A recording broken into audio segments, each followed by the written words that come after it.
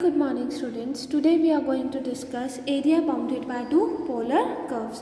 कल हमने डिस्कस करा था area formula for polar curve. वो क्या था? 1/2 integral within the limits alpha to beta r square d theta where theta equal to alpha and theta equal to beta are the two radii vectors. अब यहाँ पर हमारे पास जो हमें फाइंड आउट करना है area bounded by the two polar curves. तो इसमें हम क्या करेंगे? That is are is equals to f theta and r is equals to g theta with the two curves. हमें क्या फाइंड आउट करना है? We are required to find out the area bounded by the two curves. तो वो area bounded by the two curves is given by 1/2 integral within the limits alpha to beta r1 का square minus r2 का square d theta where theta equal to alpha and theta equal to beta are the two radii vectors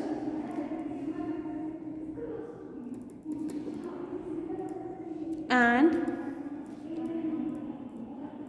r1 and r2 are for the outer and inner circles respectively. ठीक है students, इतना समझ आया? So the very first question related to this is show that the area region included between the cardioid r is equals to a 1 plus cos theta and r is equals to a 1 minus cos theta is a square by 2 3 pi minus 8. And we know that r is equals to a 1 plus cos theta means क्या होगा cardioid हमारे पास? इस type का. ठीक है students, that is are is equals to A 1 plus cos theta. और R is equals to A 1 minus cos theta वाला cardioid कौन सा होता है? इस टाइप का. ठीक है students, that is area bounded by the curve. क्या हो गया? ये वाला. ठीक है स्टूडेंट्स, यहाँ तक समझ आया? हमें ये एरिया फाइंड आउट करना है, area bounded by the two curves. तो सबसे पहले हम क्या फाइंड आउट करेंगे? The point of intersection. Point of intersection find out करने के लिए solving 1 and 2. Left hand side दोनों की सेम है तो इसका मतलब राइट हैंड साइड सेम है. राइट हैंड साइड सेम है means A 1 plus cos theta equal to A 1 minus cos theta. A से कैंसिल आउट होगा. 1 plus cos theta equal to 1 minus sine theta. 1 भी cancel out हो जाएगा. Cos theta plus cos theta is 2 cos theta equals to 0 क्योंकि हमारे पास क्या आ जाएगा? Cos theta equal to minus cos theta. ये जब माइनस कॉस थीटा जाएगा लेफ्ट हैंड साइड पे तो वो कॉस थीटा हो जाएगा. Then cos theta plus cos theta is 2 of cos theta equal to 0. That is cos theta की value 0. That is theta की वैल्यू क्या आ गई? Plus minus π/2. ठीक है स्टूडेंट्स, दैट इज हमारे पास जो पॉइंट ऑफ इंटरसेक्शन हुआ दैट आर π/2 एंड माइनस π/2. ठीक है. ऑल्सो हमें पता है both the cardioids are symmetrical about the initial line. बेटा ये सब हमने कर्व ट्रेसिंग में डिस्कस कर रखा है. अब बस मैं डायरेक्टली आपको बता रही हूँ. ठीक है, हमारे पास रिक्वायर्ड एरिया क्या है? The required area is to find OMPNO. ठीक है, इतना एरिया फाइंड आउट करना. और मुझे पता है the curve is symmetric about the initial line. तो जितना एरिया यहाँ होगा उतना एरिया यहाँ होगा. तो टोटल एरिया कितना फाइंड करना है हमें? Twice of area of OMPNO. ठीक है, OMPNO क्या है? Basically twice of area this. इतने एरिया का twice, that is area of OMPO का ट्वाइस.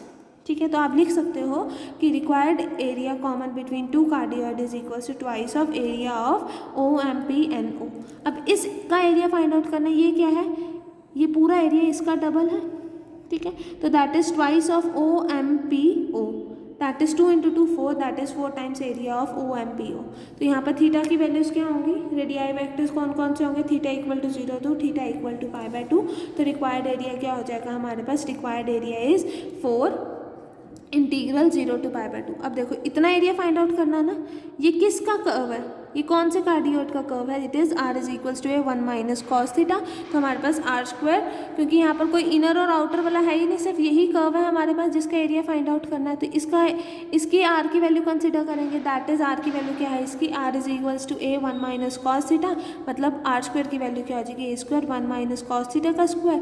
फिर जस्ट सॉल्व करोगे that is A minus B का whole square is A square plus B square minus 2ab.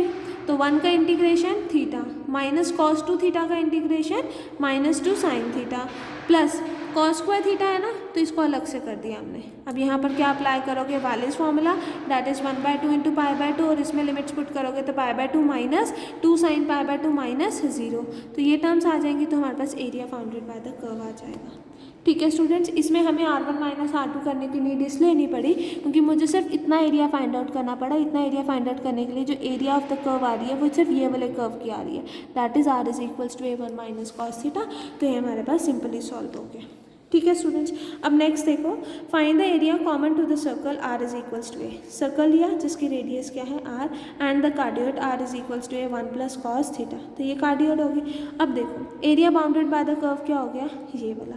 अब इसमें हमारे पास वो वाली कंडीशंस होगी, कैसे, दैट इज टोटल एरिया कितना होगा, एरिया हमें जो फाइंड आउट करना है इट इज़ OQPNMO, और इसको हम कैसे लिख सकते हैं, it can be written as area of OQPO plus area of OPNMO। दो एरिया हो गए, तो जब हम इसका एरिया निकालेंगे तो R की वैल्यू क्या होगी, R is equals to A1 plus cos theta. जब हम इसकी वैल्यू निकालेंगे इस एरिया की तो R की वैल्यू क्या होगी, A। ठीक है, इतनी बात समझ आए। अब नेक्स्ट हमारे पास काम है, we are required to find the point of intersection. ठीक है, now let us see the point of intersection find out करने के लिए solving 1 and 2 to get the point of intersection. तो R is equals to A, R is equals to A1 plus cos theta. Left hand side दोनों के equal है, that is right hand side भी equal होगी, that is A equal to A1 plus cos theta, that is 1 plus क्या आ जाएगा, equal to A plus A cos theta equal, ये होगा A से कैंसिल आउट हो जाएगा, means A cos theta equal to 0, means cos theta is 0, that is theta equal to plus minus π/2, that is theta equal to plus minus π/2 corresponds to the point where two curves intersect. हमें required area क्या है, we are required area is to find area bounded by the curve. ये दो curves हैं तो total area bounded कितना होगा, इतना, ये होगा, मतलब जितना एरिया इधर है उतना ही एरिया इधर है, और जितना एरिया ये वाला इधर है इतना ही एरिया इधर है, क्योंकि the curve is symmetric about the initial line. ठीक है स्टूडेंट्स, अब that is the area bounded by the two curves is twice of area OQPNMO। तो वही लिखोगे, the required area is twice of area of OMNPQO। ठीक है, अब इस एरिया को हम कैसे लिख सकते हैं, it can be written as area OMNPO plus area OPQO। ठीक है, तो वो यहाँ पर लिखा।